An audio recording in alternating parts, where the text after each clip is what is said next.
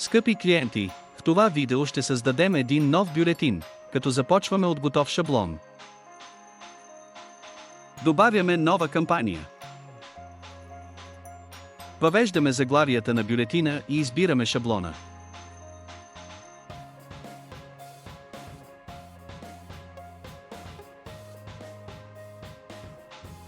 Тук започваме да редактираме най-горния блок, навигационната лента. В системата тя се казва Navbar.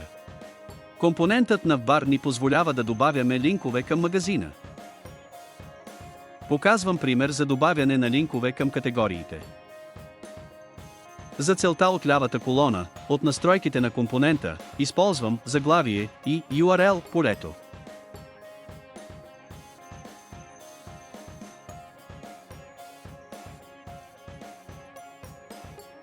Можете да изтриете блоковете, които не желаете в дизайна. В този дизайн предпочитам да изтрия този блок. Следващият блок е лого. Добавяме лого и ако се нуждаем, оразмеряваме.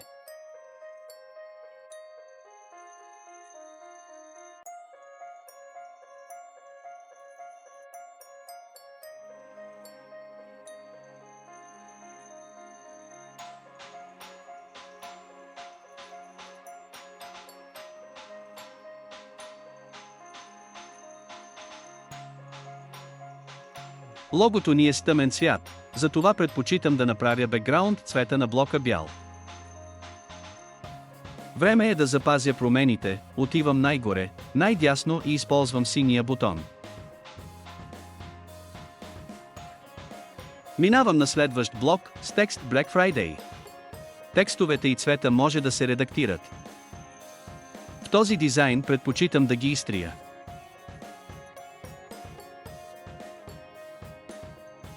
В следващия блок имате рекламен текст, вие може да го редактирате или да добавите нова картинка. Ако желаете друго рекламно послание, може да изтриете този блок и да си добавите ново изображение. За целта добавяме празен блок. Отиваме в лявата колона с инструменти, избираме компонент снимка, извлачене на мишката го поставяме вътре в празния блок. След това качваме новия файл.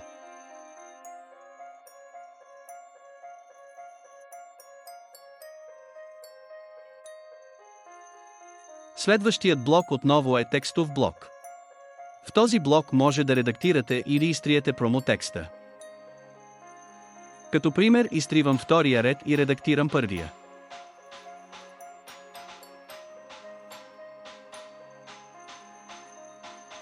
Следваща стъпка е да добавим продукти. Започвам с добавяне на празен блок. След което от лявата колона с инструменти избирам компонент продукт. Извлачене на мишката го поставям вътре в празния блок. Добавяме продукти от магазина.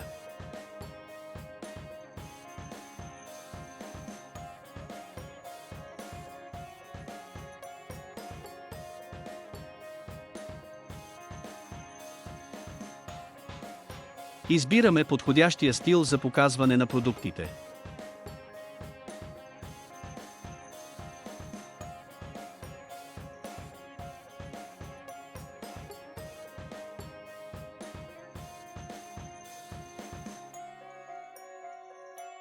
В следващия блок ще работим с колони.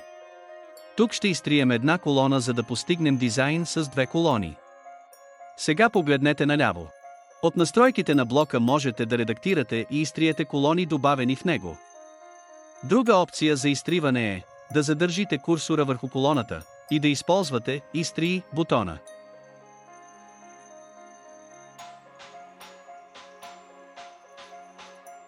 След като изтрием ненужните колони, ни остават три колони.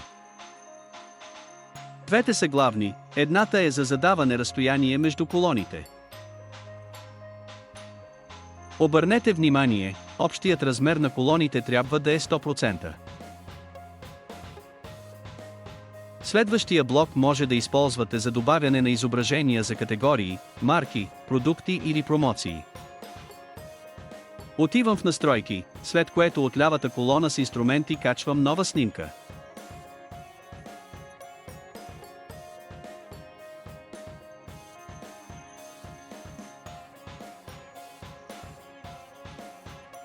Сега започвам да редактирам текста. Можем да стилизираме текста от горната лента с инструменти. Погледнете нагоре в страницата.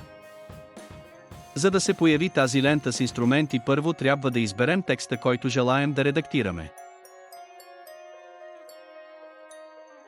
Например, сега ще променим височината между редовете, шрифта и цвета на текста.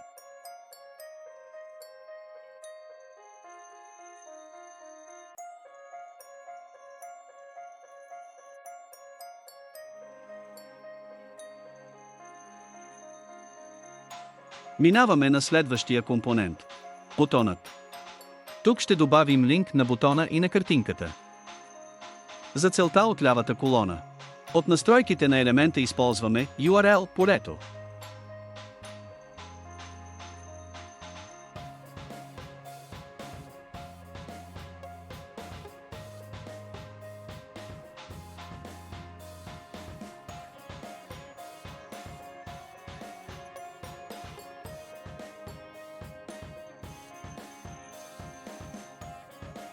В следващия блок имаме рекламна картинка и текстове, които вие може да редактирате подобно като предишните примери. В този дизайн предпочитам да го изтрия.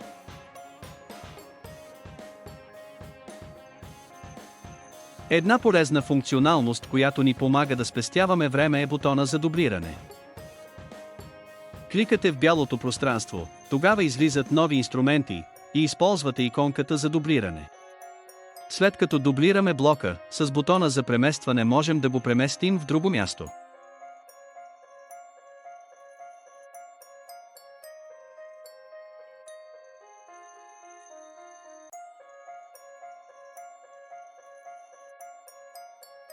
В тази част имаме продуктова секция с персонализиран дизайн. Вие може да добавяте продукти ръчно, чрез редактиране на изображения, заглавия, цени и линкове.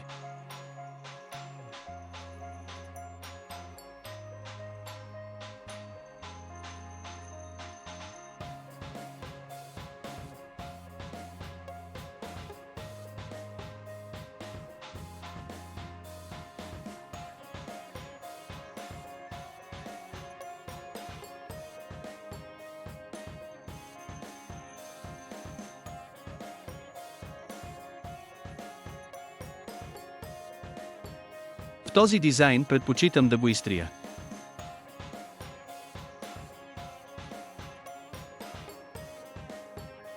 По желание можете да редактирате или изтриете останалите секции с подобни методи. Другият ни полезен компонент се казва Social. Използваме го за задаване връзки към социални мрежи. От лявата колона с настройки може да въвеждаме линкове и реда на показване.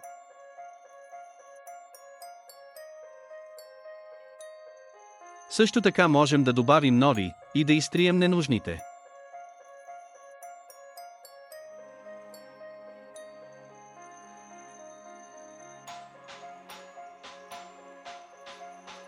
Виж повече в Селитон.bg.